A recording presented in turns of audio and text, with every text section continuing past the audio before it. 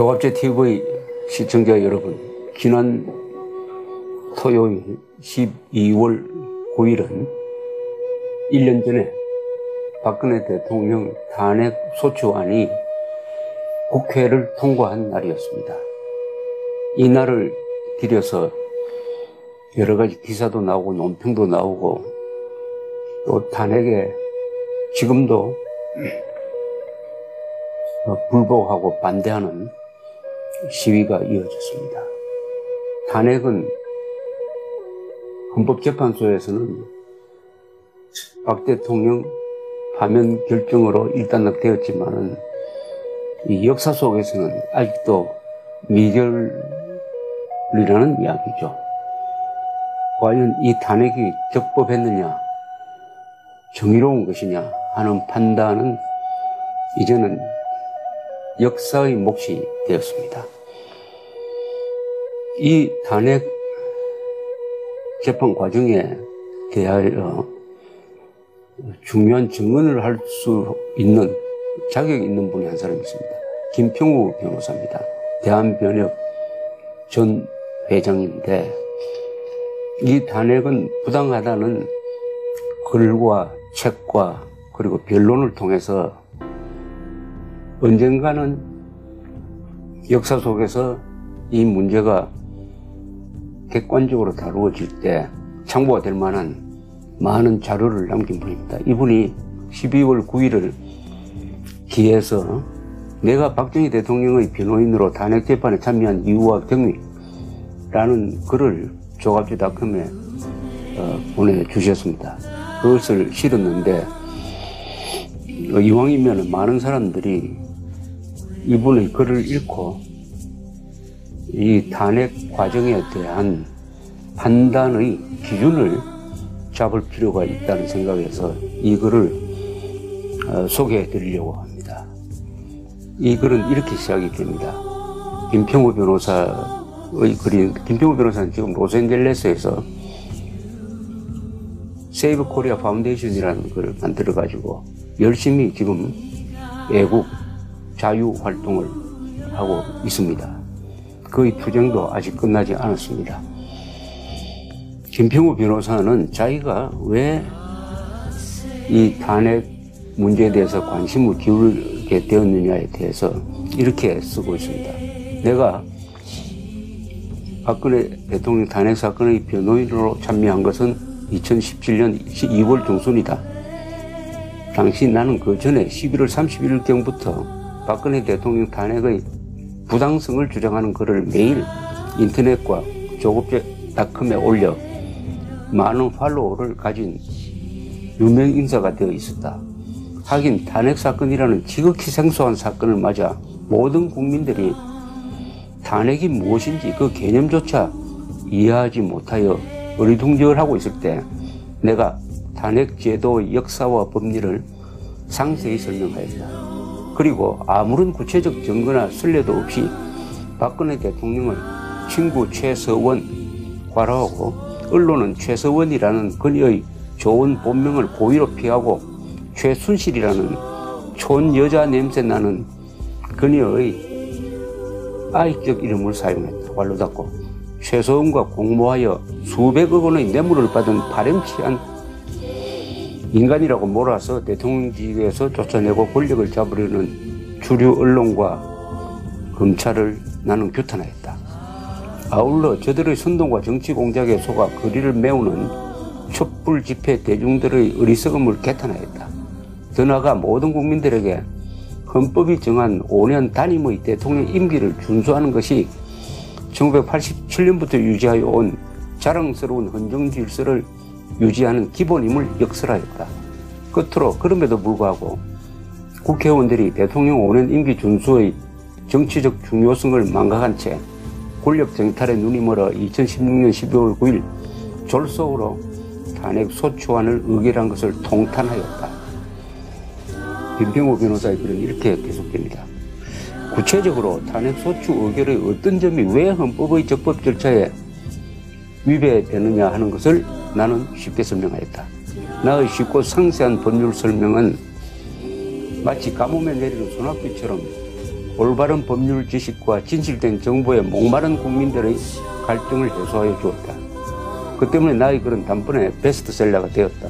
특히 수많은 법률 교수, 변호사, 전직 판검사들 중에 박근혜 대통령의 탄핵이 왜 잘못인지 공개적으로 알려주는 사람이 아무도 없던 때에 나 혼자 글을 썼으니 돋보였으리라. 당시 김평우 변호사의 글을 조갑제닷컴에 실으면서 제가 느꼈던 것도 마찬가지입니다. 이 글을 읽으니까 이 사안이 명료하게 보이는구나. 법리는 이런 것이구나 하는 것을 알게 되었던 것입니다. 김평우 변호사가 탄핵소추 1주년을 맞아서 자신의 체험담을 쓴 글을 제가 계속 읽어드립니다. 더욱이 나는 한국에서 판사, 변호사, 법학교수로 30년의 법조 생활을 마치고 은퇴한 후 미국에서 연구생활을 하며 미국 변호사 자격도 취득하였다. 그러한 내가 한국과 미국 법을 비교하여 탄핵의 잘못과 위법성을 객관적으로 설명하였기 때문에 많은 국민들이 나의 객관성, 전문성, 나를 걱정하는 애국 충정을 믿었다.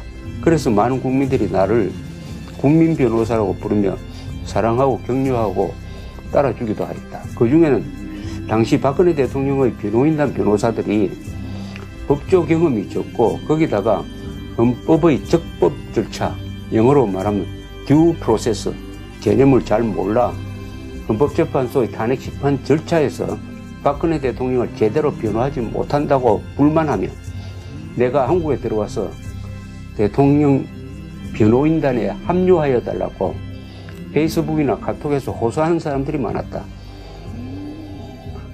그러지 않아도 나는 친구들이 보내주는 카톡과 유튜브를 통해 탄핵을 반대하는 태극기 집회에 나이든 불쌍한 서민들이 많이 나와 추운 겨울날에 태극기를 흔드는 감동적인 장면들을 듣고 보며 나 혼자 미국에서 편히 있는 것이 미안해 하루도 빨리 태극기 집회에 참여하자고 집사람을 설득하던 중이었다.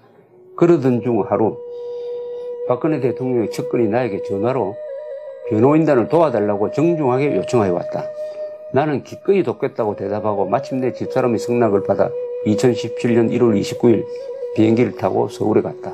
그리고 바로 태극기 집회에 나가 강연을 했다. 뜨거운 호응을 받았다. 그 후 계속하여 태극기 집회에 나갈 때마다 갈수록 참여자 수가 급격히 늘어나고 열기가 나날이 뜨거워지는 것을 느꼈다.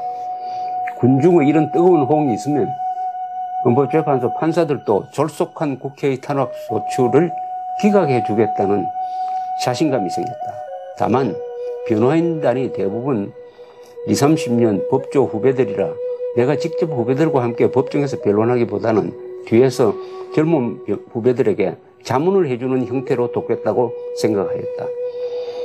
그리고 될수록 많은 변호사들이 변호인단에 참여하는 것이 좋겠다 싶어 매일 법조계의 선배, 후배, 동료들을 만나 참여를 열심히 권유하였다. 그런데 의외에도 그들의 반응이 소극적이었다. 태극기 집회에 참여한 일반 시민들이 보여준 뜨거운 열기와는 전혀 달랐다. 박근혜 대통령 변호인단에 참여하겠다는 변호사가 거의 없었다. 그들의 이야기를 쉽게 풀면 이렇다. 박근혜는 자기 정당의 동료 국회의원들조차 자기 편으로 포섭하지 못한 옹졸한 지도자인데 어떻게 대통령 자격이 있느냐? 대통령으로서의 능력이 없으니 탄핵되는 게 당연하다.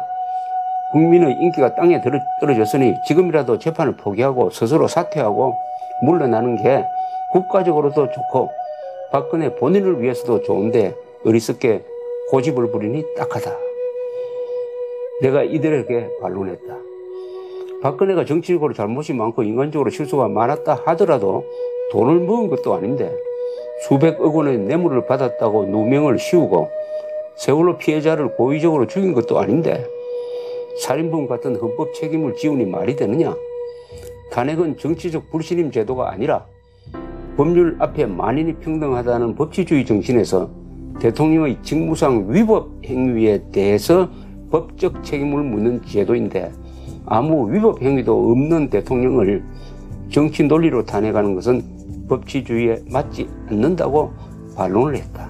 특히 국회가 탄핵을 준비하기 위해 특별검사까지 임명해 놓고 나서 탄핵소추안 발의 후 단 일주일도 안 되어 특검의 조사 결과도 기다리지 않고 신문기사, 국회 청문회 자료만 가지고 그것도 찬반 토론도 없이 탄핵 사유별 제안 설명과 표결도 없이 일괄하여 탄핵 소추안을 의결한 것은 헌법상의 적법 절차에 위배되는 것 아니냐고 물었다.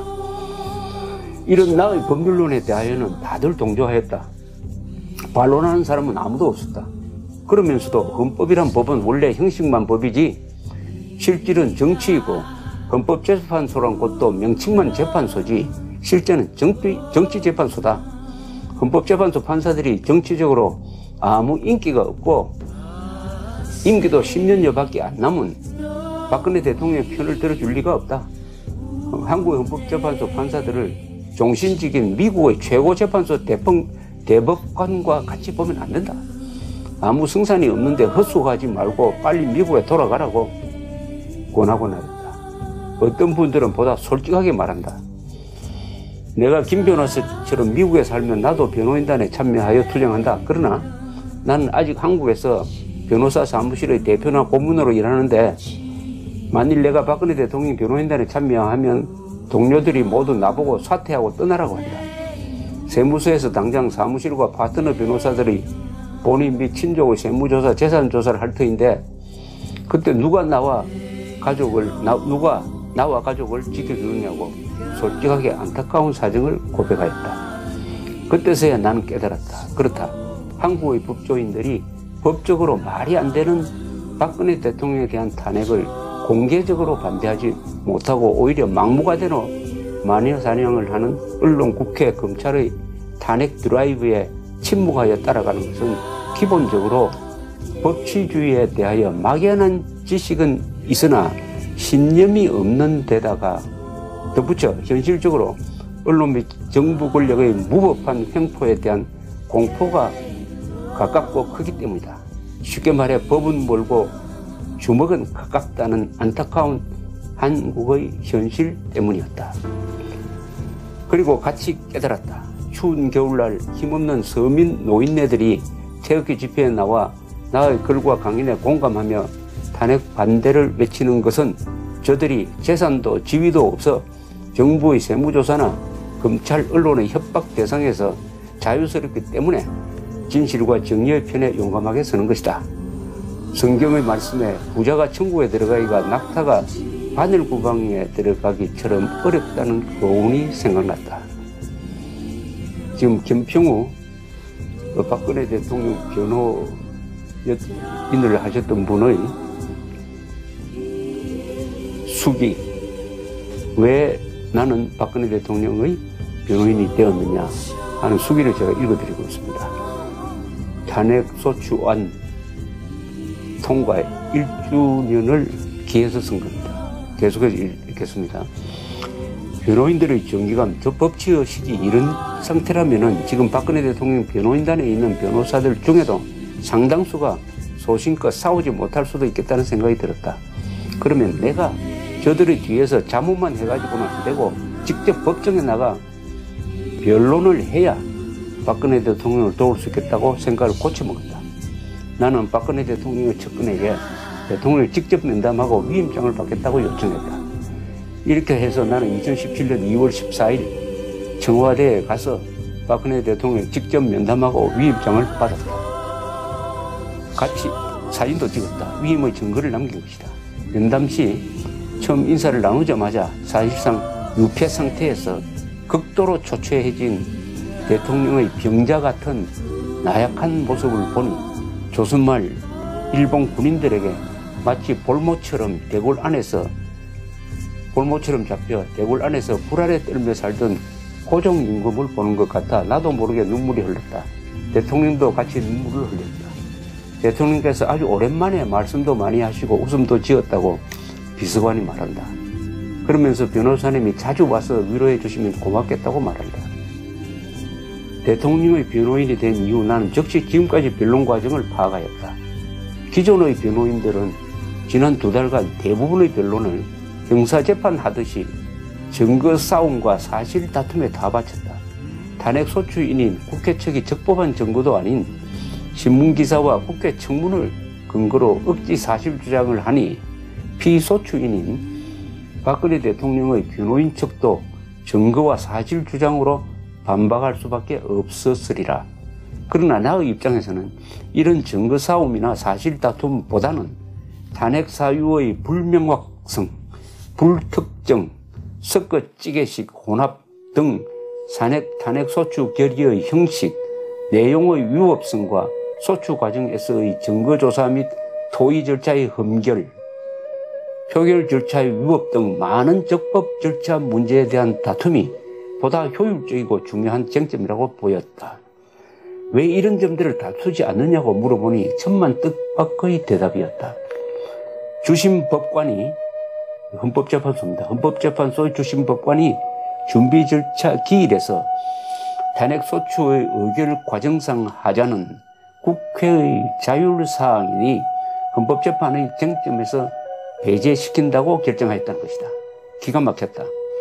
탄핵 재판에서 탄핵 소추 과정, 소추장 내용의 적법 절차 문제를 다투지 못하도록 지시하였다니 이것이 말이 되나?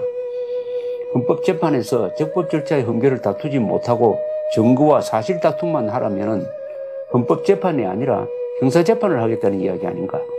헌법재판과 형사재판의 차이도 모르는 사람이 헌법재판소 판사라니 너무 기가 차서 말이 안 나왔다. 나는 이런 상식 밖의 재판에 승복할 수 없으니 법원의 지시에 불구하고 적법 절차를 쟁점으로 다투겠다고 다른 변호인들에게 알리고 정기승 변호사, 조원룡 변호사와 함께 따로 변론팀을 만들어 밤을 새우며 변론을 준비하였다.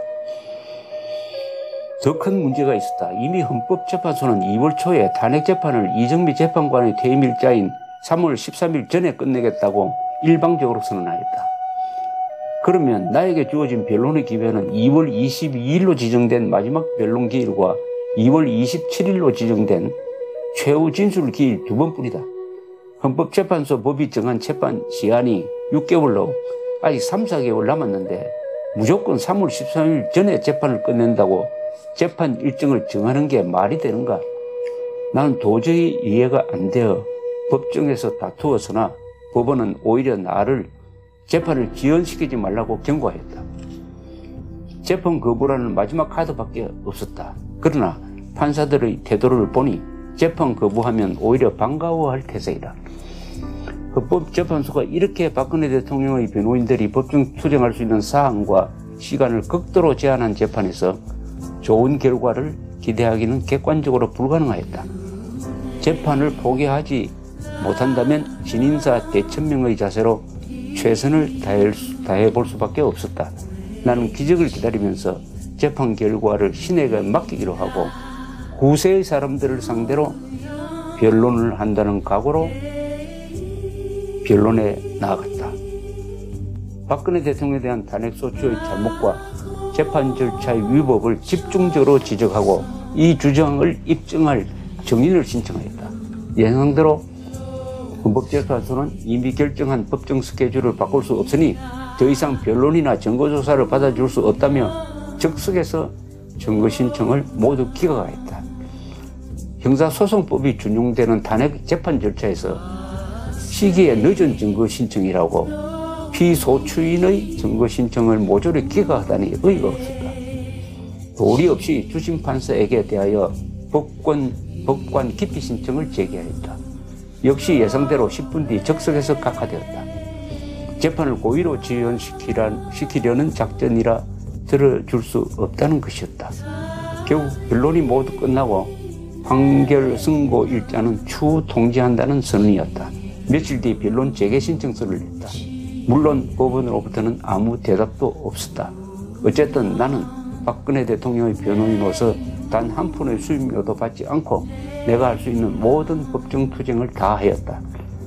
그런데 언론은 나의 변론에 대하여 변론의 내용은 하나도 소개하지 않고 무조건 내가 법관에게 예의도 지키지 않고 막말로 변론을 하였다며 나에게 막말 변호사라는 불명예스러운 호칭을 붙였다. 변호사가 법관을 비난하는 것은 법관에 대한 불경죄가 된다는 것이다. 변호사의 분수도 모르고 법관에게 대드는 무리한 변호사라고 비난 일색이었다. 대한변호사회장으로 새로 당선된 후배 변호사가 기자들에게 선임 변호사 회장인 나를 막말 변호사로 징계하겠다고 말한 기사가 크게 신문에 났다. 그러나 태극기 집회에 나온 수만 명의 사람들은 나의 변론이 법리에 맞는 용기 있는 변론이라고 격려하여 주었다.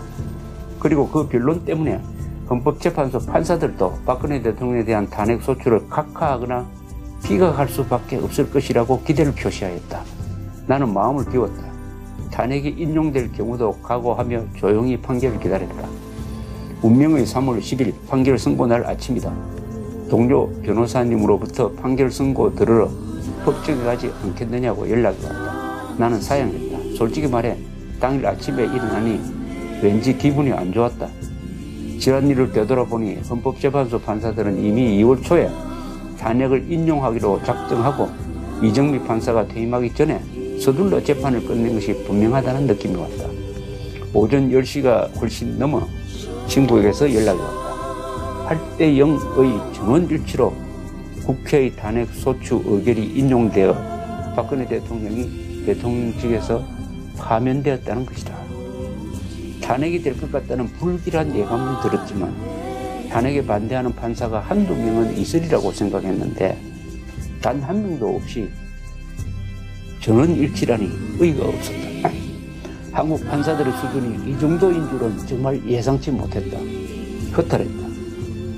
박근혜 대통령은 5년 임기의 대통령직을 못 마치고 중도의 탄핵으로 파면당해 쫓겨난 한국 최초의 대통령이라는 불명예를 안고 청와대를 나왔다. 거기서 그녀의 비운이 끝나지 않고 그 며칠 뒤엔 뇌물범으로 구속되고 교도소에 갇혀 아직까지 끝없는 재판을 받고 있다. 결국엔 여생을 교도소에서 마칠지 모른다. 아니면 그 중간에 목숨을 잃어버릴지도 모른다. 돌아보면 1년 전 나의 법조계 친구들이 나에게 한 말이 그대로 맞았다. 헌법재판소는 이름이 재판소이지 법원이 아니다. 적법 절차는 미국의 법정에서나 통하지 한국의 법정에서는 통하지 않는다. 법치주의가 헌법재판소에서 통용되리라고 믿고 끝까지 주위 사람들의 자진사임 권유를 거부하고 법정 투쟁을 선택한 박근혜 대통령, 그리고 그의 무죄를 변호하겠다고 미국에서 날아와 변론을 편 나와 그 밖의 여러 변호인들은 어쩌면 한국 정치와 언론 사법의 수준과 실상을 전혀 알지 못한 순진한 이상주의자들인지 모른다. 어리석게 법치주의의 이상을 고집하다 현실의 언론, 정치, 사법 권력이 휘두르는 칼 앞에 속절없이 무너진 희생자들인지 모른다.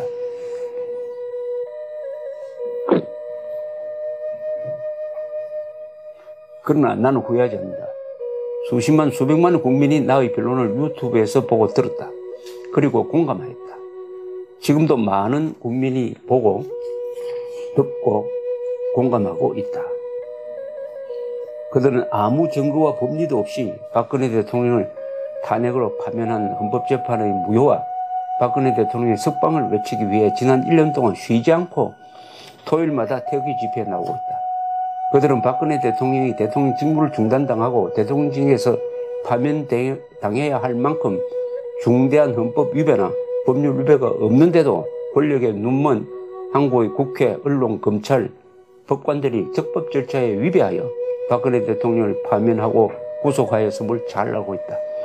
법에 따라 파면되고 구속되고 처벌되어야 할 사람은 대한민국 역대 대통령 중에서 가장 깨끗한 박근혜 대통령이 아니라 오히려 그녀에게 수백억 뇌물범이며 세월호 조난사고 희생자들의 살인범이라는 터무니없는 누명을 씌워 대통령직에서 파면하고 구속한 언론인, 검찰, 국회의원, 법관들임을 그들은 확신하고 있다.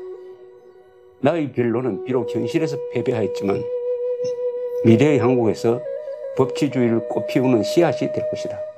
그리고 내가 남긴 글과 연설은 한국 법제사에서 법치주의 순교자 박근혜 대통령의 이름과 함께 오랫동안 남을 것을 확신한다. 그러기에 나의 변호인 임무는 도덕적으로 아직 끝나지 않았다. 나의 영원한 고객 박근혜 대통령이 억울한 영어 생활에서 풀려나고 그의 깨끗한 이름이 회복될 때까지 2017년 12월 8일 김평우 변호사, 전 대한변호사협회장 탄핵을 탄핵한다의 저자. 여러분 들으시니까 어떻습니까? 마지막 말이 아주 의미가 있습니다. 나의 변론은 비록 현실에서 패배하였지만 미래의 한국에서 법치주의를 꽃피우는 씨앗이 될 것이다. 한국 법제사에서 법치주의의 순교자 박근혜 대통령의 이름과 함께 오랫동안 남을 것을 확실합니다. 법치주의의 순교자 박근혜 대통령이라고 이야기했습니다. 순교자를 만드는 법치주의는 그 제대로 된 법치주의가 아니란 뜻이죠. 현실의 재판정, 현실의 정치, 현실의 힘의 게임에서는 졌지만은 역사적 판단은 다를 것이다. 한국의 법치가 살아있으면은 박근혜 대통령을 탄핵하고 감옥에 보내고 한 이 행위에 대해서 올바른 잣대로 제대로 그야말로 역사적 판단을 내리는 그 시기가 올 것이다. 그렇게 되면은 김평우 변호사가 쓴 그리고 한 말이 하나의 자료가 될 것이다. 이런 이야기입니다. 아직 탄핵 사태는 끝나지 않았다는 이야기입니다. 역사 속에서 어떻게 정리가 될지, 최종 승자가 누가 될지는 아직 알 수가 없습니다. 대한민국의 역사는 역전극의 드라마가 자주 펼쳐지는 역사입니다. 감사합니다.